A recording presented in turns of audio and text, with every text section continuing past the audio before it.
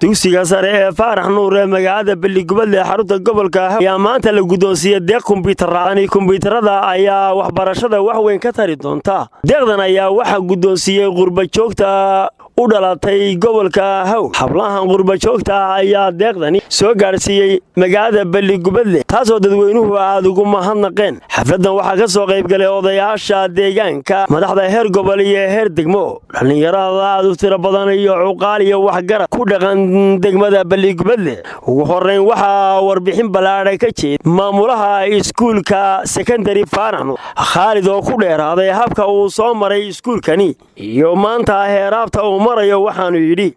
ubadkeena runtii marka laga hadlayo waxbarashada xafladani waxay daaran tahay ama waxay huwan tahay gudoonka laga gudoomayo deeq qalab ama agab waxbarasho ah oo gaar ahaan lagu baran doono technology-ga casriga ah oo deeqda kombiyuutarada halkaan hortaala ah oo ay hablaha reer England ay soo bixiyeen oo inoo keeneen oo halkan nagu soo gaarsiiyeen walow bisiin China ha ahaaday iyadoo Madiina la joogay walow bisiin China ha ahaaday cilmiga loo tago taa macnaheedu waxa weeyaan reer Beligubad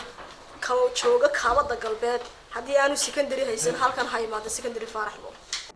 Hablaha qurba joogta ayaa aad ugu farxay sida qiimaha badan ee lagu soo dhaweeyay gobolkooda. maanta halkan ma naan filin horta xafladda intan leeg aad baan u faraxsanahay waxaanu sidneen wax saawsi badan ba maahay waa dhowr laptop arintuna degdeg bay nagu ahayd oo markii aanu halkan isugu nimid baan intan abaabulay uma dhamin marka insha Allah waxaan rajaynaynaa intan iyo ka badan baynaanu gobolka soo caawin doono. markaan ka hadlo qurba joog waxay soo qabtaan horta ay soo baahay tirahdaan gobolka baahidiisa marka loo soo gudbiyo la yiraahdo waxaas aan u baahanahay haddii aan inteeda qurba jooganahay waxaan aad iyo aad ugu baahanahay horta gobolka baahidiisa anagu ogaano wixii aanu ka qaban karno dabeetana aanu ka qabano. gabadhii halkaasi waxa soo afbeeray saab ku xigeenka gobolka Haw Warsame Faarax iyo maayarka degmada Beligubad Cabdi Iimaan Jaamac oo dhammaan baa iska daba maray hablahani deeqda siday in lagaga daydo fariin dheerna u diray qurba joogta sidan oo kale inay kaga daydaan. waxaan leenahay qolada reer London inay qolada reer Gadan ku daydaan oo ay baahiyaha jira ay ka soo qabtaan. hablahan loo keenay kombiyuutarada waxaan leenahay kombiyuutaradan waan ka gudoonay waana mahadsantiin laakiin se ka soo kordhiyaan dileen dugsi private oo madahin kombiyuutar dugsi private oo kombiyuutar waxa maanta nooga horeey kombiyuutar aan barano 7 laptop oo noo keentay baa maanta waqti go'an shirkadda Tawakkal African Cargo oo ka shaqeysa UK Canada iyo USA qurba joog inta jooga oo dhan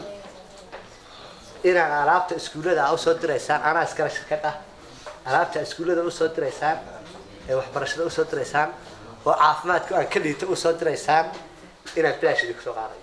Ahmed Maxamed Cawaale, telefishinka qaranka Jamhuuriyadda Soomaaliland, gobolka Haw.